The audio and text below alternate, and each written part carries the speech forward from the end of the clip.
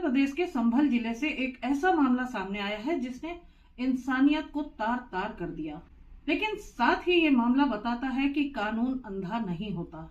संभल के बदायूं दरवाजा इलाके में रहने वाले मुजफ्फर अली इन्वर्टर बैटरी का काम करके अपना घर चलाते हैं। पत्नी थी, 2 बच्चे थे और देखने में एक सामान्य खुशहाल परिवार की तरह वो रह रहे थे, लेकिन अंदर ही अंदर आग सुलग रही थी। पत्नी कहकशा का किसी और के साथ अफेयर चल रहा था। एक दिन मुजफ्फर अली ने अपनी पत्नी को उसके प्रेमी के साथ आपत्तिजनक हालत में पकड़ा।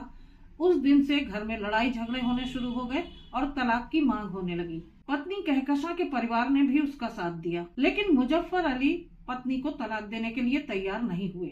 और फिर 7 मार्च 2025 की रात जब मुजफ्फर अली सो रहे थे तो पत्नी कहकशा ने उनके ऊपर तेजाब से भरी बाल्टी उड़ेल दी।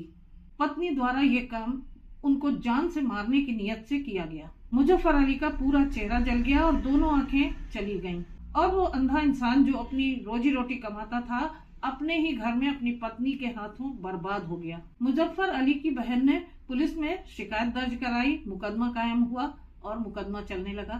संभल की फास्ट ट्रैक कोर्ट में अपर जिला जज गोपाल की अदालत में सिर्फ 10 दिनों के अंदर पूरी सुनवाई की गई और 27 मई 2026 को कहकशा को दोषी मानते हुए सजा सुनाई गई। भारतीय न्याय संहिता की धारा 124(1) एसिड अटैक, धारा 109(1) गंभीर चोट पहुंचाने का इरादा और धारा 352 हमला करने का इरादा, इन सभी धाराओं के अंतर्गत कहकशा को दोषी पाया गया। और फिर आया 1 जून 2026 को जब कहकशा को सजा सुनाई गई, आजीवन कारावास और 1,75,000 रुपए जुर्माना।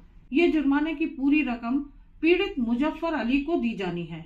फास्ट ट्रैक कोर्ट ने यहाँ कहा कि जो इंसान सोया हुआ था, बेसहारा था, निर्दोष था, उसको तेजाब डालकर जला देना, उसकी आंखें छीन लेना, ये कोई गुस्से में आकर किया हुआ काम नहीं था, बल्कि सोची समझी साजिश के तहत ये क्रूएलिटी की गई। इस केस से हमें बहुत कुछ सीखने को मिलता है कि पहला, एसिड अटैक चाहे पुरुष करे या स्त्री करे, भारतीय न्याय संहिता की धारा 124(1) के तहत उसे कम से कम 10 साल की कैद भुगतनी होगी।